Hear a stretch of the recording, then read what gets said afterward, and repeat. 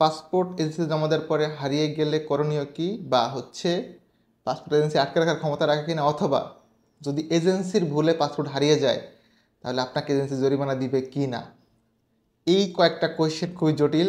আমি আপনাদেরকে সবগুলো কোয়েশ্চেনের অ্যান্সার দিয়ে ট্রাই করবো এবং আমার ব্যক্তিগত অভিজ্ঞতা থেকে। প্লিজ ভিডিওটা শেষে দেখবেন, আই গেস আপনাদের অনেক বেশি হেল্পফুল হবে এই ভিডিওটা। হ্যালো এভরিওয়ান, আসসালামু আলাইকুম, রাকিব খান ফ্রম টিগল। Welcome to another new video. দেশ এবং দেশের বাইরে আমাকে দেখতেছেন, আশা করি সকলে অনেক অনেক বেশি ভালো আছেন। আমি প্রথমে পাসপোর্ট হারানোর ইস্যুটাতে আসি। আমি লাস্ট 3 মাসে 3টা পাসপোর্ট হারানোর জরিমানা দিচ্ছি এবং সেখানে আমার ফল্ট আসলে নাই। আপনাদেরকে বলি, আমি নাম না বলি, কোনো এক যাত্রী ভাইয়ের, তো ওনার পাসপোর্টটা বাংলাদেশের কোনো একটা বিখ্যাত এজেন্সি জমা দিছিলাম। তো ওনারা পাসপোর্টটা লাস্ট পর্যন্ত রিটার্ন করে নাই। আমরা অনেক প্যারা দেওয়ার পরে হচ্ছে যে রিটার্ন করলো না। শেষমেশ কী করলাম, আমি যাত্রী ভাইকে, ওনার বাড়ি নীলফামারীর অনেক দূরে, 10,000 টাকা দিলাম যে ভাই আপনি এটা দিয়ে জরিমানা দিয়ে পাসপোর্টটা মেক করে নেন, যেহেতু উনি অনেকবার আসা যাওয়া করছে। ওনাকে জরিমানা দেওয়ার 5 দিন পর এজেন্সি আমাকে ফোন দিয়ে পাসপোর্ট রিটার্ন করছে। তো আমি সুন্দর ওই ভাইকে ফোন দিলাম যে ভাই পাসপোর্টটা করেন না, পাওয়া গেছে, আপনি নিয়ে যান। তো উনি এসে ওনার পাসপোর্টটা নিয়ে গেছে। ওনাকে আমি 10,000 টাকা দিয়েছিলাম, আমাকে 7,000 টাকা ফেরত দিছে। 3,000 টাকা দেন। উনি বলছে ভাই আমার গাড়ি ভাড়া খরচ আছে, আমি দিব না। তো আমি ওনাকে আর কিছু বলে নেই, হাসি মাসি মেরেছে, বলছি ভাই আপনি খুশি কিনা, বলছে যে আমি খুশি। আমি বলছি আলহামদুলিল্লাহ, ওকে। তো ওনাকে দিয়ে দিচ্ছি। দেন রিসেন্টলি আমাদের ওই এজেন্সিতে আরও একটা পাসপোর্ট আটকা পড়ছে এবং তারা সেম কাহিনী করছে। আমাদের জুয়েল রানা ভাই, খুবই ভদ্রলোক, উনি অনেকবার এসে কষ্ট করছে। লাস্ট টাইম জুয়েল ভাইকে 7,000 টাকা রিফান্ড করে দিয়েছে যে ভাই আপনি এই টাকা দিয়ে 5,000 বা 6,000 টাকা হচ্ছে ব্যাঙ্ক ড্রাফট, আর কি 1,000 টাকা খরচ আছে, আপনি সব মিলে একটা পাসপোর্ট করে নিয়েন। এবং আরেকটা ছেলে আছে আমাদের আশিকুর রহমান, ওরও পাসপোর্টটা হচ্ছে একটা বিখ্যাত এজেন্সি থেকে হারিয়ে ফেলছে। আমাদের কোনো ফল্টে আমি অনেক খোঁজাখুঁজি করে না পেয়ে উনি 2-3 মাসের মতো ওয়েট করছিল। লাস্টলি আশিক ভাইকে আমরা টাকাটা 5,000 টাকা ক্যাশ দিয়েছিলাম, আর 3,000 টাকা বিকাশ করে 8,000 টাকা জরিমানা দিছি। তো এইখানে অ্যারাউন্ড মানে 15-20 হাজার টাকা আমি ডেমারেজ দিছি পাসপোর্টের ক্ষেত্রে। তো কোনো এজেন্সি ভ্যালিড রিজন ছাড়া আপনার পাসপোর্ট আটকে রাখার ক্ষমতা রাখে না। যদি ভ্যালিড রিজন, আমি এই জন্য বলতেছি, সে ফর এক্সাম্পল আপনার ভিসা হয়ে গেল, বা হচ্ছে আপনার পাসপোর্ট বাবদ তোমরা কোনো কাজ করছে, ডকুমেন্টস বা পেপার বা ভিসা আসছে, আপনি যদি পে করেন নাই, তখন আপনার পাসপোর্ট এজেন্সি আটকে রাখতে পারে। বাট এরকম না হলে আপনার এজেন্সি মানে কোনো এজেন্সি আপনার পাসপোর্ট আটকে রাখার ক্ষমতা রাখে না।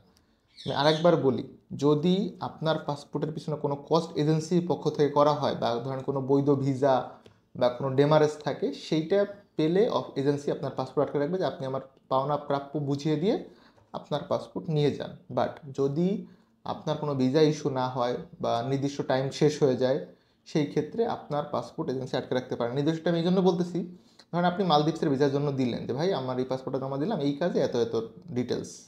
তো এজেন্সি বললো ঠিক আছে 3 মাসের মধ্যে আপনি ভিসা পাবেন। তো এখন আপনি 5 দিন পর সে ফেরত চাইলে ওনাদের একটু প্রবলেম আছে, বিকজ ওনারা পাসপোর্টটা কোথাও কোথাও সাবমিট করছে, হয়তো 7 দিন পরে ভিসা হয়ে যাবে, আপনি পাসপোর্ট নিয়ে গেলেন, এজেন্সি কিন্তু ডেমারেজ দিতে হবে বা টাকা দিয়ে ওনারা প্রসেসিংটা করতেছে। সেই ক্ষেত্রে নির্দিষ্ট সময় অবধি আপনার ওই পাসপোর্টটা এজেন্সির কাছে রাখতে হয়। নির্দিষ্ট সময় শেষ হওয়ার পর আপনি আপনার পাসপোর্ট ফেরত নেওয়ার অধিকার রাখেন। এখন কোয়েশ্চেন, ভাই যদি আটকে রাখি তাহলে করণীয় কী? দেখেন, পাসপোর্ট হচ্ছে আপনার ব্যক্তিগত সম্পত্তি, এটা কেউ আটকে রাখতে পারে না বা কোনো এজেন্সি রাখবে না যদি তার কোনো ভ্যালিড এভিডেন্স না থাকে। ভ্যালিড বলতে এই জন্য বলতেছি, আপনি একটা কমিটমেন্ট দিলেন যে আমি আপনার কাছে এই দেশের ভিসা প্রসেসিংয়ের জন্য দিলাম, 3 মাস বা 4 মাস এজেন্সি টাইম নিল, ওই 3 মাস বা 4 মাস আপনার পাসপোর্ট এজেন্সির কাছে থাকবে, বিকজ আপনি বলাতেই কিন্তু উনি জমা রাখছে বা প্রতিষ্ঠান জমা রাখছে, জোর করে আপনার বাসা থেকে নিয়ে আসে নাই।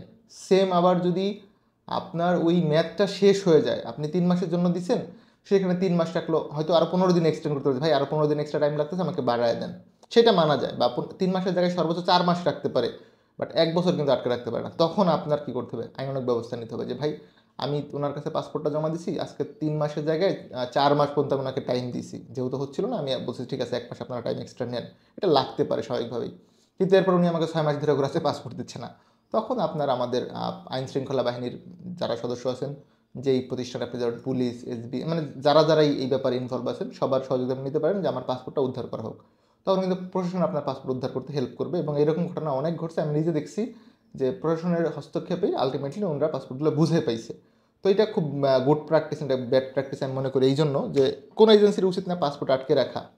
আমি 3টা পয়েন্ট বলছিলাম যে পাসপোর্ট হারিয়ে, আর যদি পাসপোর্ট হারিয়ে যায় এজেন্সির পক্ষ থেকে, এই যেমন আমি হারায় জরিমানা দিছি, তো আমার মনে হয় যদি এজেন্সির কোনো গাফিলতি বা ফল্টের জন্য পাসপোর্ট হারিয়ে যায়, যেই ব্যক্তির পাসপোর্ট আছে দেখেন সে কিন্তু অলরেডি ক্ষতিগ্রস্ত, ওনাকে ওনার টাকাটা বুঝাই দেওয়া উচিত এজেন্সির পক্ষ থেকে। বিকজ হ্যাঁ, হয়তো 15,000 টাকা দিতে পারবে না, বা 15,000 টাকা পাসপোর্টের ফিও না, পাসপোর্টের যেটা ব্যাঙ্ক ড্রাফট, ওই টাকা টুকটাক কিছু খরচ আছে, ফর্ম ফিল আপ, আদার্স ডকুমেন্টসের, তো সব মিলে যেটা স্ট্যান্ডার্ড ফি দুই পক্ষের মিউচুয়ালে দিয়ে ওই ব্যক্তিকে পাসপোর্ট ফেরত দিয়ে সরি বলা উচিত। আমি কিন্তু এইটাই করছি, ওনাকে পাসপোর্ট ফেরত দেবেন টাকা রিফান্ড দিয়ে সরি বলছি, ভাই আমাকে মাফ করে দেন।